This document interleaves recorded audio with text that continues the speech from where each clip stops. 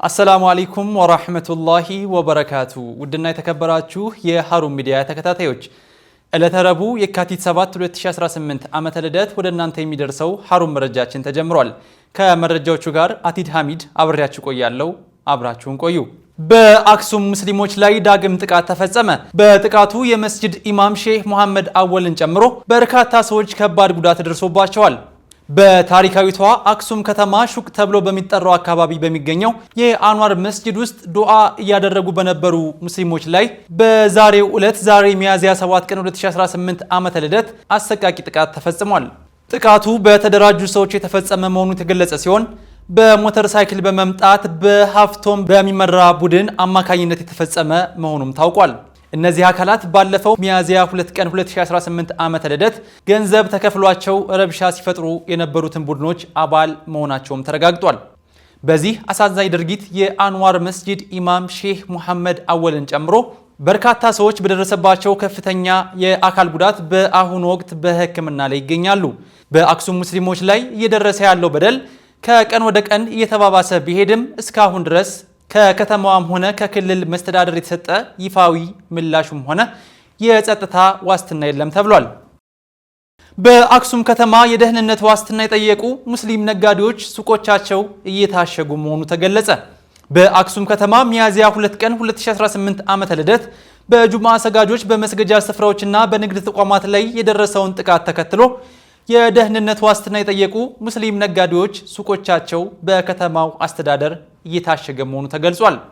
ነጋዴዎቹ ለደረሰባቸው ጥቃት መንግስት ተገቢውን ምላሽ እንዲሰጥና ደህንነታቸውን እንዲያረጋግጥ ሲጠብቁ የቆዩ ቢሆንም የአክሱም ከተማ የንግድና ክትትል ቁጥጥር ዘርፍ ሚያዝያ 6 ቀን ባወጣው ጥብቅ ማስጠንቀቂያ ነጋዴዎች እስከ ሚያዝያ 6 ቀን ጠዋት 2 ሰዓት ድረስ የንግድ ሱቆቻቸውን ከፍተው ስራ እንዲጀምሩ አዞ ነበር።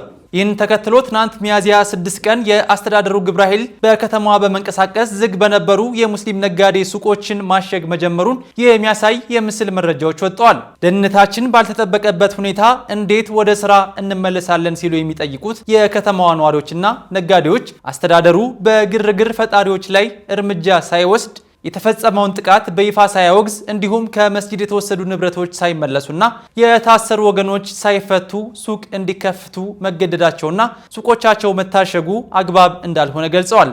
ይህ አይነቱ አስተዳደራዊ እርምጃም ችግሩን ይበልጥ እንደሚያባብሰው ስጋታቸውንም አጋርተዋል። እስካሁን ድረስ ከአክሱም ከተማ አስተዳደር ከክልሉ ጊዜያዊ አስተዳደርም ሆነ ከፌዴራል መንግስት በከተማዋ ስላለው ወቅታዊ ሁኔታና ስለ ነጋዴዎች ጥያቄ የተሰጠ ይፋዊ መግለጫ አለመኖሩም ታውቋል።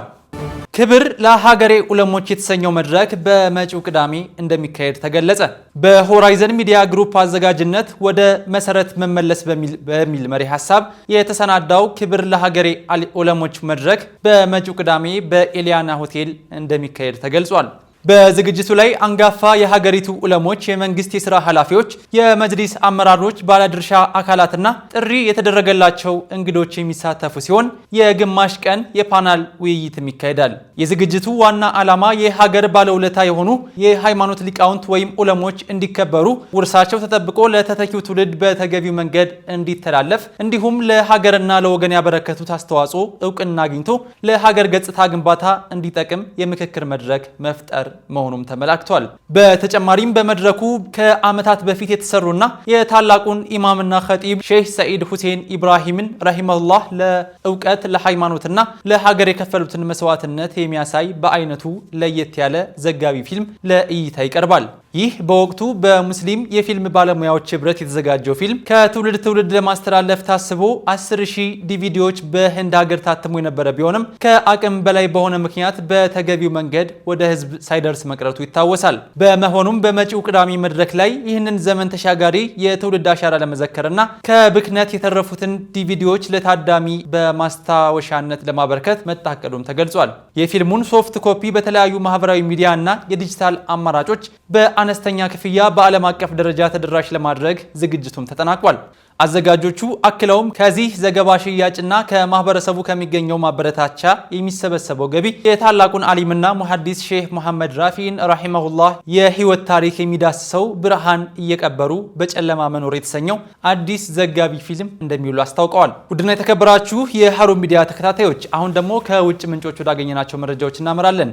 ኢራን የአሜሪካ የጦር ሰፈሮችን ለማጥቃት የቻይናን የስለላ ሳተላይት መጠቀሟ ተገለጸ።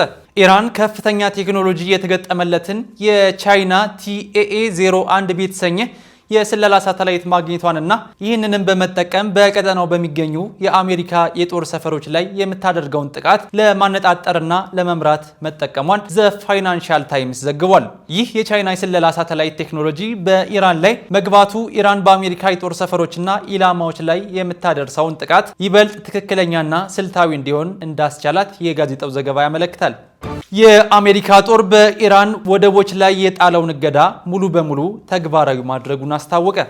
የአሜሪካ ማዕከላዊ እዝ አዛዥ አድሚራል ብራድ ኪፐር እንዳስታወቁት የአሜሪካ ኃይሎች በመካከለኛው ምስራቅ ያላቸውን የባህር ላይ የበላይነት በማስጠበቅ በኢራን ወደቦች ላይ የጣሉትን የባህር እገዳ ሙሉ በሙሉ ተግባራዊ አድርገዋል። አዛዡ በመግለጫቸው 90 በመቶ የሚጠጋው የኢራን ኢኮኖሚ በባህር ላይ በሚደረግ ዓለም አቀፍ ንግድ ላይ የተመሰረተ መሆኑን ጠቁመው እገዳው ተግባራዊ መደረግ ከጀመረ ከ36 ሰዓታት ባነሰ ጊዜ ውስጥ የአሜሪካ ኃይሎች በባህር በኩል ወደ ኢራን የሚገባውንም ሆነ በኢራን የሚወጣውን የኢኮኖሚ ንግድ ሙሉ በሙሉ አቋርጠዋል ሲሉ አስታውቀዋል።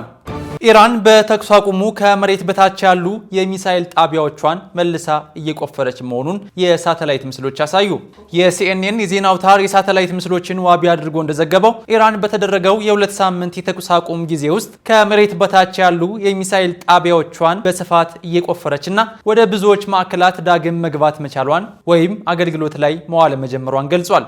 ዘገባው እንዳመለከተው ይህ የኢራን እርምጃ ሀገሪቱ የተኩስ አቁም ጊዜውን ወታደራዊ አቅሟን መልሳ ለመገንባትና ከመሬት በታች ያሉ ስትራቴጂካዊ የሚሳኤል ማዕከሎቿን ዳግም ለማደራጀትና ለማጠናከር የተጠቀመችበት መሆኑን የሚያሳይ ነው ሲል ገልጿል።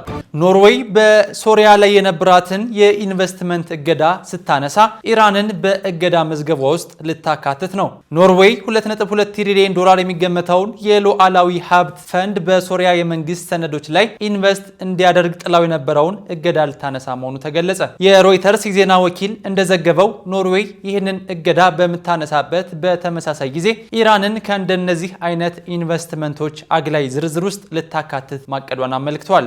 ውድና የተከበራችሁ የሀሩን ሚዲያ ተከታታዮች ሚያዝያ 7 ዕለተ ረቡዕ ወደ እናንተ የደረሰው ሀሩን መረጃችን የተከታተላችሁትን ይመስል ነበር። መረጃዎቹን ወደ እናንተ በማድረሱ በኩል እኔ አቲድ ሐሚድ ከካሜራ ባለሙያው አብዱል መሊክ ጣሃር ጋር ነበርን። በሌላ የመረጃ ሰዓት እስከምንገናኝ ወሰላሙ አለይኩም ወራህመቱላሂ ወበረካቱ።